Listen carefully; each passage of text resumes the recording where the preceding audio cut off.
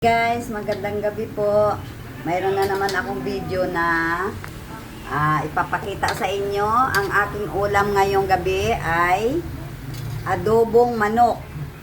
Adobong manok pero may sarili po akong version.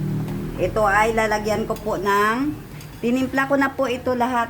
Pinakuluan na, nilagyan ko na ng toyo, kunting suka at saka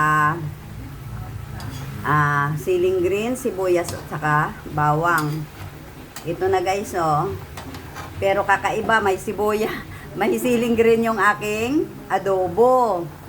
Ngayon, ayan po, mayroon siyang patatas. Nilagyan kong patatas ang aking adobo.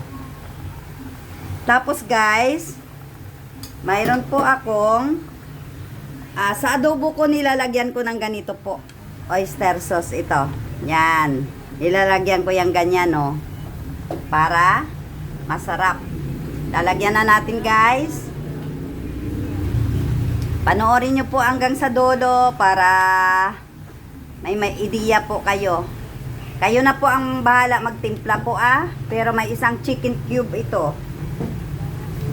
Titimplahan nyo na lang sa tamang lasa ninyo po, Ito po ay nilagyan ko ng oyster sauce para siya mag-lapot-lapot. At saka guys, may patatas at saka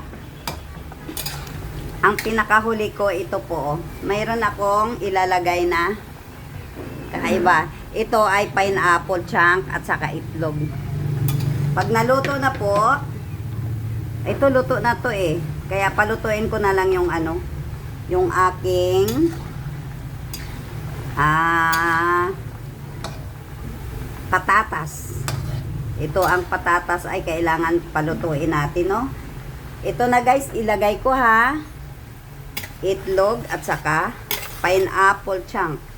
Ito po ay masarap ito. Gusto ng mga bata. Kahit matanda. Mayroon na pong kumplito ricados, mayroong paminta. Kumplito na to guys. Pakita ko sa inyo ay ang aking gawa, Yan. Para masarap kung magaling po kayo maglasa. Yan, napakasarap. Pero siyempre, huwag nyo kalimutan yung yung dahil adobo to, mayroon siyang asukal. Kayo na pong maglasa kasi ako sarili ko ring hindi ko sa inyo kasi kung ano-ano ang lasa natin, hindi naman tayo chef Ito ay pang-ulam namin pang araw-araw. Kaya kailangan control sa mga bagay-bagay po. Pakita ko lang sa inyo para may ideya po kayo sa mga gusto dyang matuto din. At least nakikita po yung aking gawa.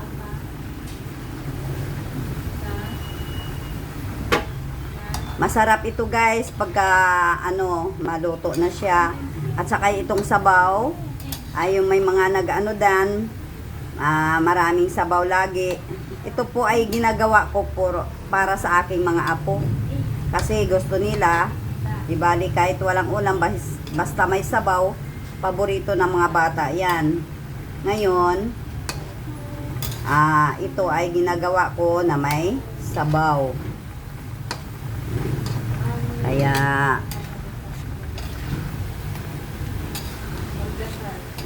sa mga gustong matuto dyan guys, mga friends, followers, viewers, ito, mayroon po akong adobo na sarili kong version. Makikita nyo, pwede nyo po itong anin sa inyong bahay, basta magaling po kayo maglasa, masarap ang adobo na ito.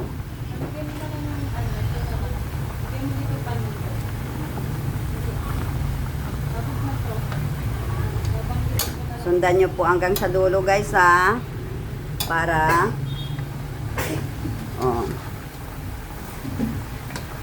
maraming salamat po guys. Thank you sa panonood.